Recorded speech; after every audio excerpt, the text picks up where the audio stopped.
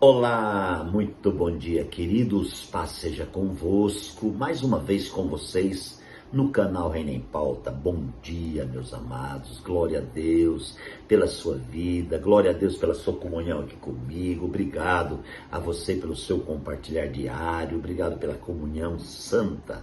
Glória a Deus pela sua vida. Também, se você ainda não se inscreveu no canal, se inscreve.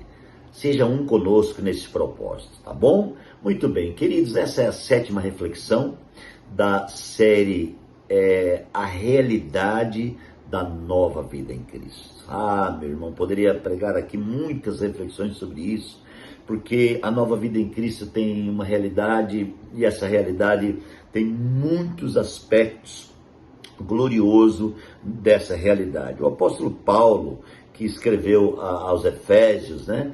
E eu amo as epístolas do apóstolo Paulo. Ele tem uma revelação muito clara. A ele foi revelada a visão completa da economia de Deus, né? Glória a Deus por isso. Ele pôde então compartilhar conosco essa visão extremamente poderosa e profunda, né? Muito bem, queridos. No capítulo 3, o apóstolo Paulo faz alusão em muitas coisas na sua oração, e ele revela muitas coisas que eu quero compartilhar com vocês rapidinho aqui no capítulo 3. Ele fala assim no versículo 2: certamente vocês ouviram falar da responsabilidade imposta a mim, a favor de vocês pela graça de Deus, isto é, o mistério que me foi dado a conhecer por revelação, como já lhes escrevi em poucas palavras.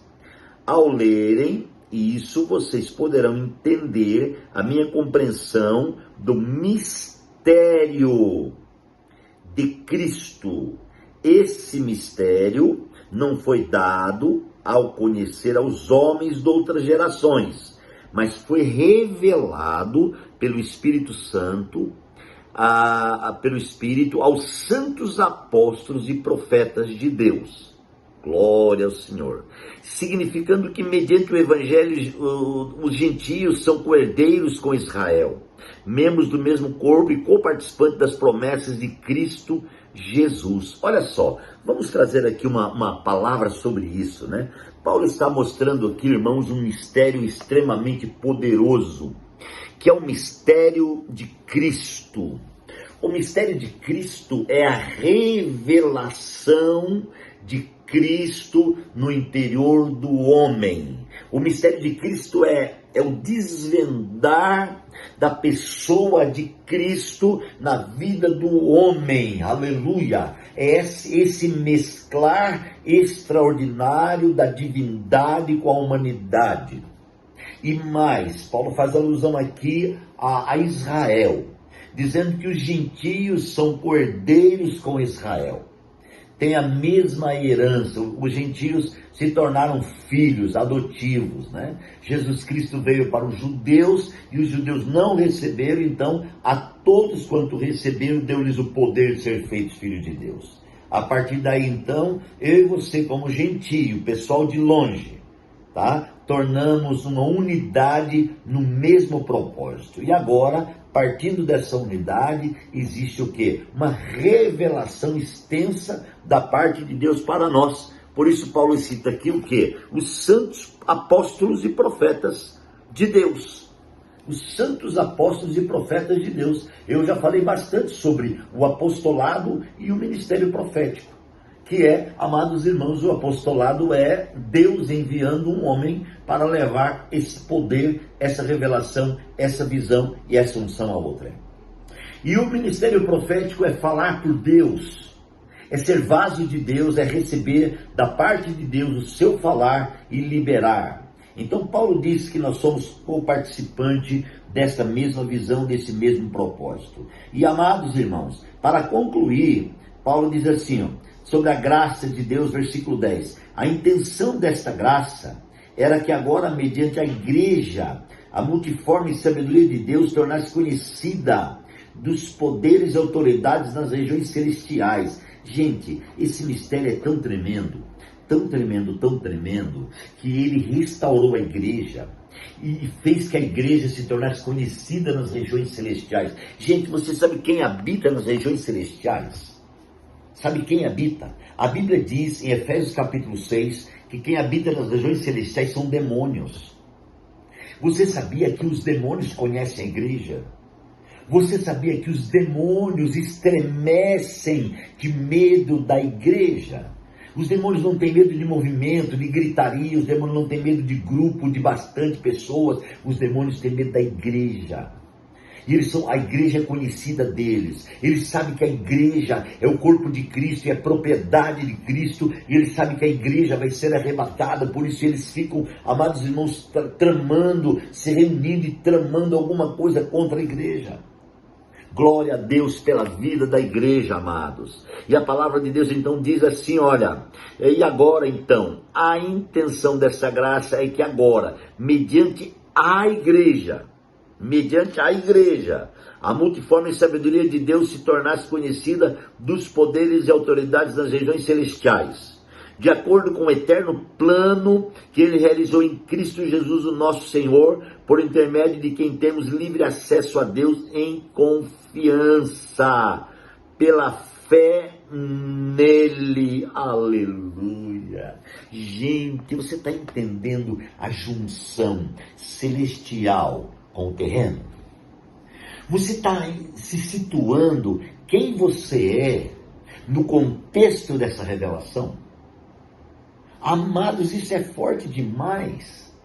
Isso é um ponto muito forte dentro do nosso tema, amados irmãos, que é a realidade da nova vida.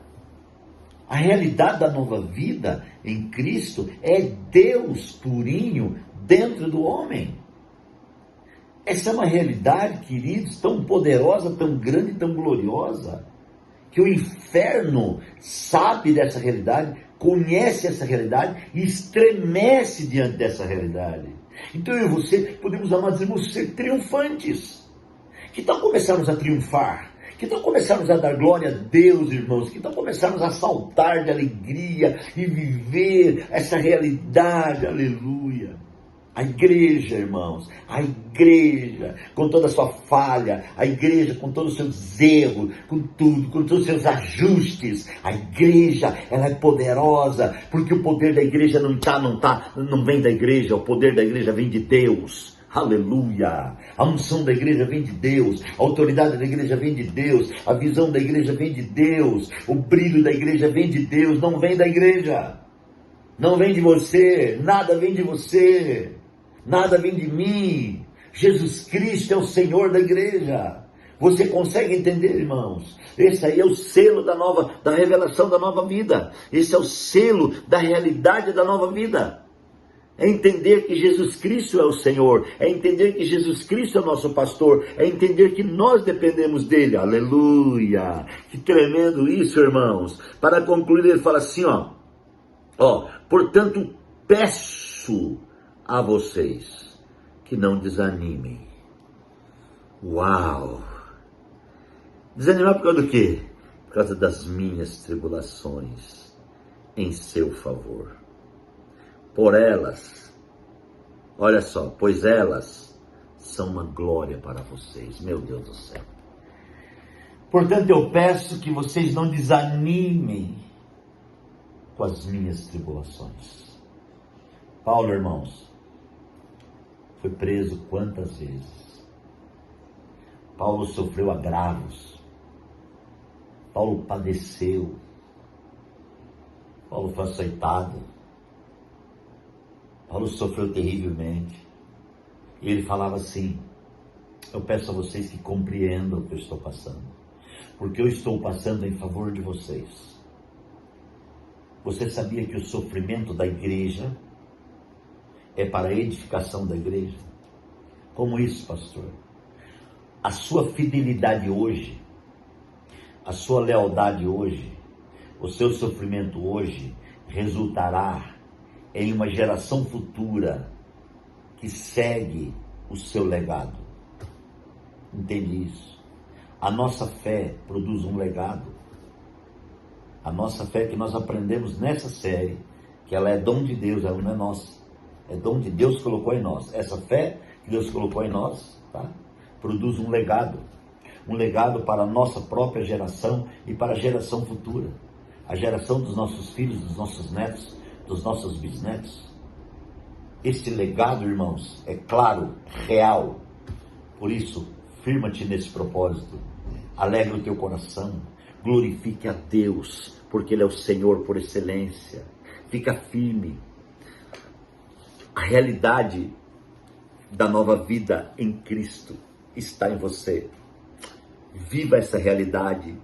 Que o Senhor te abençoe. Vamos orar, queridos. Pai, obrigado por esse momento, por poder liberar mais 7 reflexões aqui, Senhor. Que coisa linda, que tremendo é fazer parte desse plano, dessa visão. Deus, estende as tuas mãos e abençoe a tua igreja. Em nome de Jesus nós oramos. Amém. Que Deus te abençoe. Um grande abraço, um beijo no coração. Tá? O Senhor seja com você. Eu vou continuar falando sobre esse tema. Vou até 14 mensagens. Prepare então, ouça, veja vídeo por vídeo, veja todo o vídeo. E se você não se inscreveu no canal, se inscreve. Se você esqueceu de compartilhar o canal com alguém, compartilhe. Somos um em Cristo. Beijo e até muito breve.